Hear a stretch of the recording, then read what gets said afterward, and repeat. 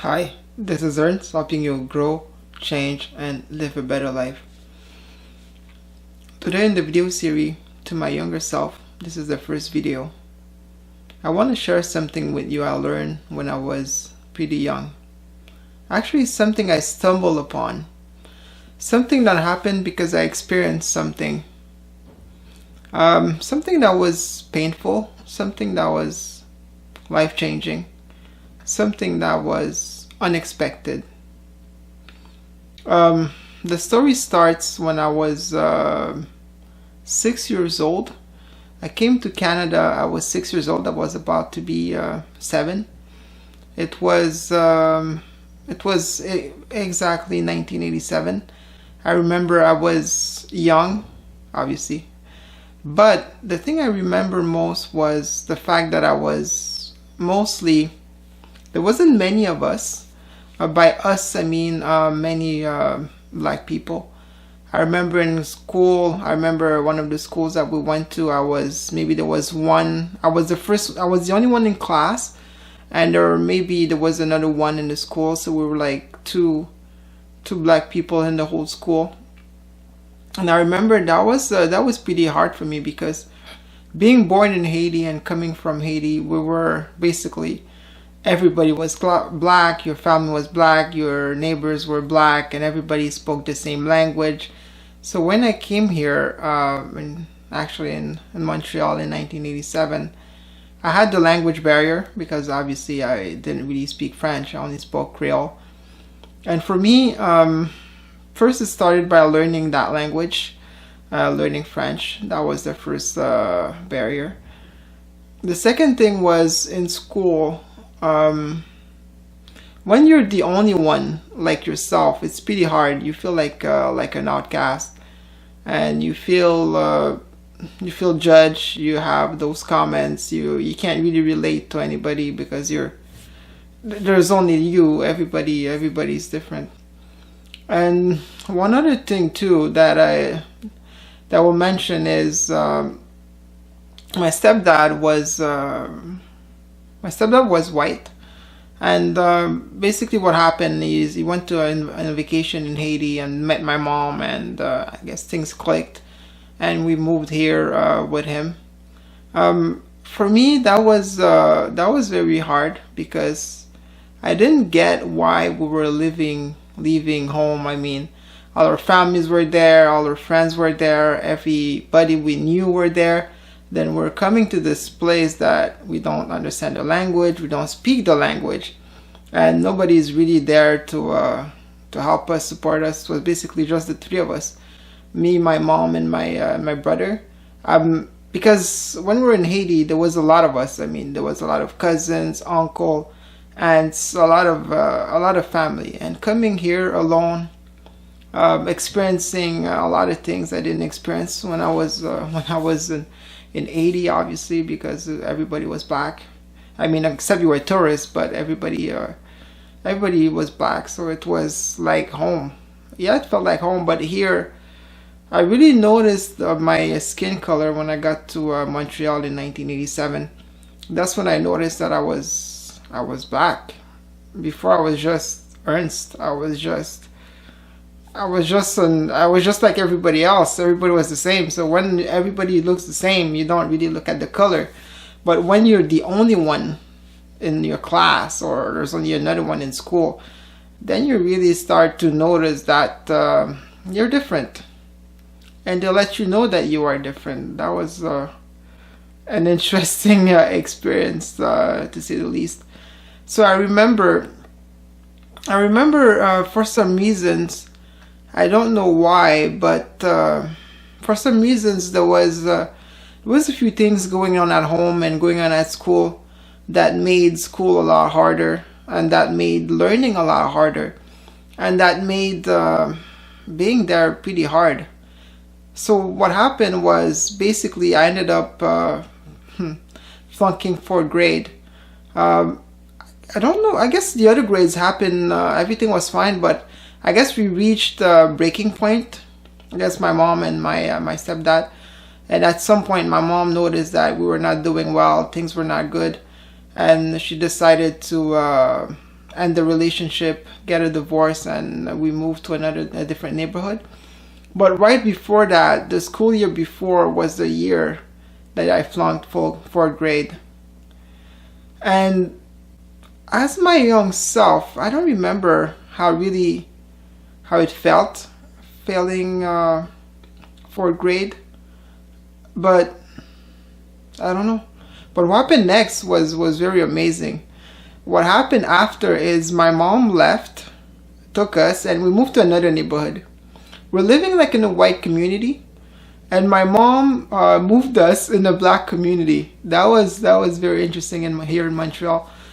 It was very interesting because for once, I guess here in this country, we're not the only ones. There was like so many other black people. That was amazing. And I made friends right away. Everything was amazing. Then when the school year started, because I met them during the summer, I didn't know we were going to be friends because I just moved during the summer in that neighborhood. So what happened next is I started school with the same people that I met like at the park, at the pool. That was awesome. So we started like summer. We started summer as friends, and then we're in the same class. That was great. And one thing I noticed though, when I was in fourth grade, that I didn't know how really the world works, but I noticed that I remembered a lot of things that happened. A lot of things that I learned in the fourth grade in that different neighborhood. I remembered like the curriculum. I remember what we did. So when we started like fourth grade here in that new neighborhood with the different surroundings, what I noticed was that I was able to remember and I was getting good grades. And I'm like, awesome, I'm getting good grades. And then my teammates, not my teammates, my classmates were like, of course, you flunked fourth grade. That's why you're good. You're just remembering what you learned before. I mean, there's nothing there. I mean, but I knew they were wrong though. I knew they were wrong. What I noticed was I had a different level of confidence. Something changed in me because even though I remembered, well, I learned by in the other. Even though I flunked, it's like I remembered a lot, and what I remembered gave me confidence to do and learn and apply things in a way that somehow I felt smart. Even though it was the second time I was doing it, I felt pretty smart. But I knew they were wrong saying that I was just smart because it was something I was doing twice. The reason, I don't know, something in me kind of told me like, you're smart, you're good at this, it's easy for you. When I passed fourth grade without any problems, being like one of the top of the class, and I was amazed from the person that flunked in a different area, neighborhood, and the one that passed. That was very interesting. So what happened afterwards, in fifth grade, even though that was the first time I was taking fifth grade, I was on the top of the class. Sixth grade, I was on the top of the class. High school, I was on the top of my level. Got even like a little plaque saying that like that's top students of that level. And then because I flunked fourth grade, when I got here I was a bit older. Actually, my high school was pretty cool because I was able to do 2 school year in one.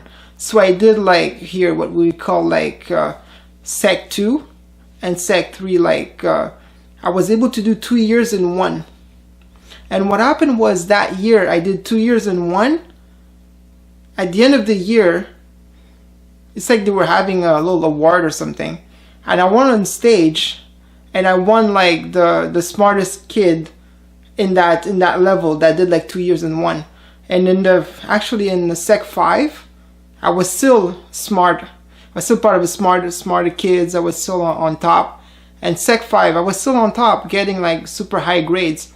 So my story is to let you know that we live in a mental world. We don't know it as kids, but we do live in a mental world. The thing is, you don't know what you're really capable of, but you have to learn to believe in yourself. You have to learn to trust yourself, and you have to be positive about yourself. That's a lesson I stumble upon because something negative happened when I was younger. But for me, that was the biggest blessing, because afterwards, something changed in me and I knew I was super smart. And ever since then, wherever I go, I'm always one of the smartest. I'm one of the smartest kids, the smartest everything. Everything is easy for me. I learn pretty fast. All I'm saying is everybody's smart, but we're just not told we're smart. I just stumbled upon it when I noticed that even though I was doing something for the first time, I was learning it very fast. It was easy for me, and there was something in me that changed. And that belief in myself just happened. I didn't have anybody to tell me. My mom didn't tell me. My stepdad was sure not gonna tell me. So nobody told me. I just noticed on my own by redoing that 4th grade that I had an amazing memory somehow. Even though I flunked, there was an amazing memory that remembered a lot of things. So for me, I see it as a life lesson that was there to teach me that we live in a mental world, and what you believe about yourself, what you think about yourself, and how you see yourself is what you will experience. So that's my story. That's my first story. That's something that really changed my life, because afterwards I was always one of the smartest, always one of the top of the class, always. So I know that it works. I know that it's true. And that was way before there was the law of attraction, affirmation, or anything. I was barely, I think I was maybe 8 or 9. So that was in 1989, 1988. So that's something I learned as a kid. I didn't have any explanation for. Nobody was around. I wasn't reading books about that stuff. I just knew something in me was different. And that's from seeing, remembering, and believing in myself. And I did that on my own. It's something you can do on your own. But now there's a lot more resources. Now being adults, it's something that's easy for us. But just know and believe. If you believe you're smart, if you really believe it, you are. Because everything is mental. If you believe you're stupid, unfortunately you are. Even though you might not believe you're super smart, but it's out there. It's out there for you to discover. It's out there for you to learn. It's one of the first lessons that I learned when I was a kid.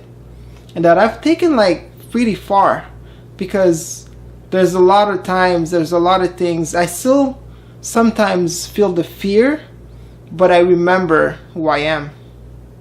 So remember, you are smart too. You can be smart too. Remember to tell your kids that they are smart, that it's possible for them, that it's easy for them. Don't let them believe that they're not.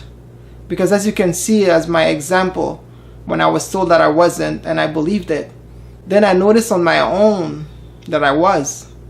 And I believed in myself without anybody having to tell me. So it's something that's out there for you. You just have to go for it, go after it, and believe it.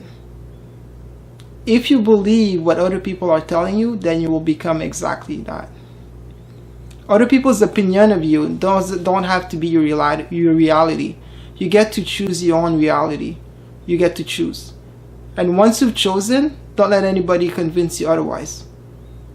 So that's what I learned. That was my first big painful lesson.